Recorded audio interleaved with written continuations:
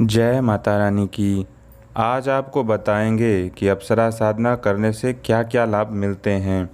सबसे पहली बात, अप्सरा एक सात्विक देवी है और इनकी साधना से कोई भी हानि नहीं होती है।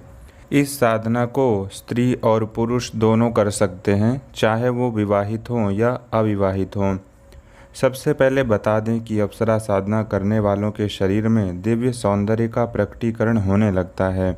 सुंदरता का मतलब सिर्फ ये नहीं होता कि आपकी स्किन काली है तो वह गोरी हो जाएगी, बल्कि आप चाहें जैसे भी हों, आपको देख करके सामने वाला आपके प्रति आकर्षित होने लगेगा। एक दिव्य आकर्षण शक्ति का प्रादुर्भाव आपके मुखमंडल पर हो जाता है। अगर कोई विवाहित है और इस साधना को करते हैं तो उनके वैवाहिक संबंध में प्रेम और अधिक मजबूत हो जाता है, चाहे वो स्त्री करें या फिर कोई पुरुष, दोनों को ही इसका लाभ मिलता है। यदि घर में लंबे समय से क्लेश चल रहा है, छोटी छोटी बातों में खटपट होती रहती है या फिर किसी भी प्रकार की और पारिवारिक समस्याएं हैं, उन सभी समस्याओं के निदान के लिए अप्सरा साधना बहुत जल्दी प्रभावकारी होती है। देखिए, अप्सरा साधना में अप्सरा देवी सबसे शीघ्र प्रसन्न होने वाली शक्ति है, इसलिए साधना को करने से आपको जल्दी लाभ मिलने लगते हैं। किसी किसी साधक को अनुभव भी बहुत जल्दी होने लगते हैं। देखिए, साधना में अनुभव होने पर डरना नहीं चाहिए, बल्कि अपने आप को साधना क्षेत्र में आगे बढ़ने वाला संकेत समझना चाहिए। अगर किसी के जीवन में नीरसता आ चुकी है, हमेशा उदासी बनी रहती है, तो वो अप्सरा साधना एक बार ज़रूर करें। मैंने खुद इसका अनुभव किया है। प्रकृति के वातावरण में अपने आप को एक दिव्य प्रसन्नता मिलती है। पेड़ पौधों, फूलों को देखने पर मन में एक अलग ही प्रकार की खुशी मिलती है। लगता है ये प्रसन्नता हमेशा बनी रहे।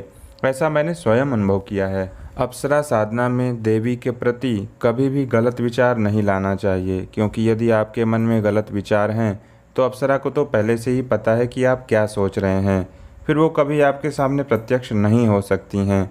अप्सरा प्रत्यक्षीकरण करने के लिए साधक को पूर्ण श्रद्धा, विश्वास, प्रेम और प्रचंड जप से ही उनको प्रत्यक्षीकरण किया जा सकता है।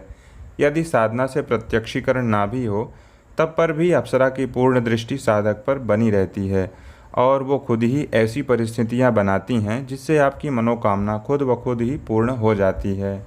ध्यान देने वाली बात यह है कि इस साधना में होने वाले अनुभव को पूर्ण रूप से गुप्त रखना चाहिए। यहाँ तक कि जब आप अप्सरा साधना कर रहे हैं तो इस साधना के बारे में भी किसी को भी ये नहीं बताना चाहिए कि मैं साधना कर रहा हूँ। यह एक पूर्ण रूप से गुप्त साधना है, इसलिए इसको गुप्त ही रखना चाहिए। चाहे वो आपके पति हों या आपकी पत्नी हो या फिर चाहे परिवार के कोई भी सदस्य ही क्यों ना हो। यहाँ तक कि अपने गुरु को भी अपने अनुभव के बारे में नहीं बताना चाहिए। चाहे आपके अंदर अनुभव को लेकर कितनी ही प्रसन्नता क्यों ना हो, फिर भी उसको गुप्त ही रखना चाहिए। अप्सरा साधना करने से सकारात्मक ऊर्जा भी बढ़ती है। जैसे किसी को लगता है कि जीवन में खाने कमाने के अलावा कुछ बचा ही नहीं है, जीवन में तो कुछ है ही नहीं, इस तरह की नकारात्मक सोच जिनके अंदर आ चुकी है, उनको भी एक बार यह साधना जरूर करनी चाहिए। इससे उनके जीवन में एक सकारात्मक सोच का जन्म होगा और उनको अनेक प्रकार के रहस्यों का अनुभव भी प्राप्त होगा। ये जो साधना है वो कोई भी कर सकता है, चाहे वो कोई भी हो। महत्वपूर्ण यही है कि आपकी श्रद्धा कितनी है, आपका समर्पण कितना है।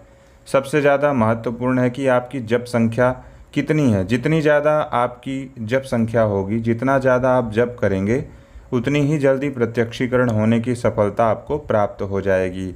अगर प्रत्यक्षीकरण हो जाए तो अप्सरा से क्या वचन लेना है, इसको भी बहुत ही सोच समझ करके वचन लेना चाहिए। इसके लिए आप चाहें तो पहले से भी विचार कर सकते हैं। एक बार साधना हो जाने के बाद आप चाहें तो रोज़ एक माला का जप कर सकते हैं। कुछ दिन विशेष होते हैं जिनमें आपको जप करना अनिवार्य होता है, जैसे होली, दीपावली, महाशिवरात्रि, ग्रहण और अमावस्या। इन दिनों में जप अवश्य करना चाहिए। इससे क्या होगा कि आपकी ऊर्जा और भी ज़्यादा प्रभावशाली होती जाएगी। ध्यान रखिएगा, एक बार में एक ही साधना करनी चाहिए। ऐसा नहीं कि 10 माला उर्वशी अप्सरा की कर लिए और 10 माला रंभा अप्सरा की। एक समय में एक ही अप्सरा की साधना करना श्रेष्ठ होता है। अप्सरा सिद्ध हो जाने के बाद वह आपका मार्गदर्शन कर सकती हैं। वो ये बता सकती हैं कि अन्य और भी साधनाओं को करने के लिए क्या क्या विधान होते हैं, क्या मंत्र होते हैं और क्या उसकी विधि होती है। कुल मिलाकर के अप्सरा सिद्ध होने से आपको साधना के क्षेत्र में आगे बढ़ने के लिए एक मार्गदर्शक भी मिल जाता है, जिससे आप अध्यात्म के क्षेत्र में और आगे बढ़ सकते हैं। एक बात और, साधना कोई भी हो, परंतु अंततः आपका लक्ष्य महाशक्तियों की प्राप्ति करना ही होना चाहिए। आशा है यह जानकारी आपको महत्वपूर्ण लगी होगी। यदि हाँ तो कृपया हमारे इस वीडियो को लाइक और हमारे चैनल को सब्सक्राइब जरूर कर दें। जय माता रानी की।